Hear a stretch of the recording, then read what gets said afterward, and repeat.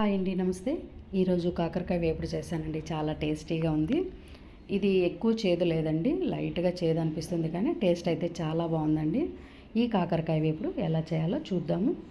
ఇక్కడ నేను 1/2 కేజీ కాకరకాయలు తీసుకున్నానండి. వీటిని శుభ్రంగా కడిగేసి పెట్టుకున్నాను. వీటిపైన చెక్కు ఏమాత్రం తీయకుండా చక్రాల్లా కట్ చేసి పెట్టుకోవాలి. ఇప్పుడు వీటిని ఒక గిన్నెలో వేసుకొని ఉప్పు పసుపు వేసుకుందాము. ఇక్కడ 1/2 కేజీ కాకరకాయ ముక్కలకి 1/2 టీ స్పూన్ పసుపు, 1/2 టీ స్పూన్ ఉప్పు వేస్తున్నానండి. ఇప్పుడు ఈ ఉప్పు పసుపు బాగా కలిసేలాగా గిన్నెను పైకి కిందికి ఇలా ఎగరేసుకోవాలి, లేదంటే ఇలా చేయి పెట్టి బాగా కలిపేసుకోవాలి. ఇలా బాగా కలిపేసి పసుపు ఉప్పు అంతా ముక్కలకి పట్టేలాగా కలిపేసుకొని అరగంట సేపు పక్కన పెట్టుకోవాలండి. అరగంట తర్వాత ఇలా ముక్కల్లో నీరు ఊరుతుందండి. ఈ నీరు అంతా పిండేసుకోవాలి. దీన్ని చాలా గట్టిగా పిండేసుకోవాలండి. ఈ ముక్కల్లో నీరు ఏమాత్రం ఉండకూడదు. మనం ఇలా పిండినప్పుడు నీరు పోతుంది కదండి, దీంట్లో చేదు కూడా వెళ్తుంది. ఇలా నీరంతా పిండేసి ముక్కల్ని పక్కన పెట్టేసుకోవాలి. ఇలా పిండిన నీటిలో ఏదైనా గింజలు ఉన్నట్లయితే లేతగా ఉన్న వాటిని మనం వేపుల్లో వేసుకోవచ్చండి, చాలా టేస్టీగా ఉంటాయి. ఇప్పుడు ఈ నీరంతా పక్కన పారేసుకోవాలి. ఇప్పుడు స్టవ్ మీద కడాయి పెట్టేసి నూనె వేసి కొద్దిగా జీలకర్ర వేసి చిటపట్లాడిన తర్వాత మనం నీరు పిండి పెట్టుకున్న కాకరకాయ ముక్కలు వేసుకోవాలి.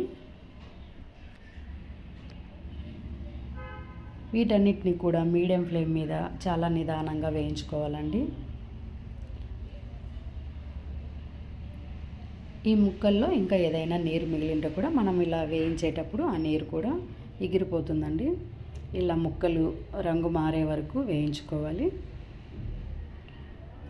ఇలా ముక్కలు సగం రంగు మారిన తర్వాత దీంట్లో ఉప్పు వేసుకుందాము. మనం ఆల్రెడీ ఇవి ఉప్పు నీళ్ళలో నానబెట్టాం కదండి, మరి ఇప్పుడు ఉప్పు వేసేటప్పుడు చూసుకొని వేసుకోవాలండి. నేను ఇక్కడ సరిపోయేంత ఉప్పు వేస్తున్నాను. వీటిని బాగా కలిపేసుకున్న తర్వాత కూరకు తగినంత కారం వేసుకోవాలి. అలాగే దీంట్లో 1/2 టీ స్పూన్ ధనియాల పొడి, కొద్దిగా జీలకర్ర పొడి కూడా వేస్తున్నాను. తర్వాత కొద్దిగా గరం మసాలా, అలాగే కచ్చాపచ్చాగా దంచుకున్న వెల్లుల్లి రెబ్బలు వేసుకోవాలి. కొద్దిగా కరివేపాకు కూడా వేసుకోవాలి. ఇప్పుడు ఇవన్నీ కూడా బాగా కలిసేలాగా ముక్కలకి మసాలా పట్టేలాగా కలిపేసుకోవాలి. ఈ ప్రాసెస్ అంతా కూడా లో ఫ్లేమ్లో చేసుకోవాలండి. ఇలా ముక్కలు బాగా వేగి మసాలాలంతా పట్టే వరకు బాగా వేయించుకోవాలి. మీకు ఇంకా డ్రైగా క్రిస్పీగా కావాలంటే మరీ కొద్దిగా ఎక్కువసేపు వేయించుకోవచ్చండి. మాకు ఈ మాత్రం అయితే సరిపోతుంది. ఈ టైంలో మనం ఇంకా కూరని టేస్ట్ చూసి దించేసుకోవచ్చండి. మీకు ఆయిల్ ఎక్కువ అనిపించినట్లయితే ఒక 2 టీ స్పూన్ల శనగపిండి వేసి మరొక 2 నిమిషాలు పచ్చివాసన పోయే వరకు బాగా వేయించుకోవాలి.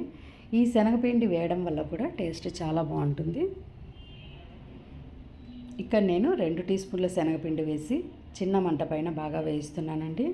దీంట్లో పచ్చివాసన అంతా పోయే వరకు వేయించుకోవాలి. అంతే అండి, చాలా టేస్టీగా ఉండే కాకరకాయ వేపుడు తయారైంది. ఇది మనం రొట్టె చపాతీతో తీసుకోవచ్చు, లేదంటే సైడ్ డిష్గా తీసుకోవచ్చండి.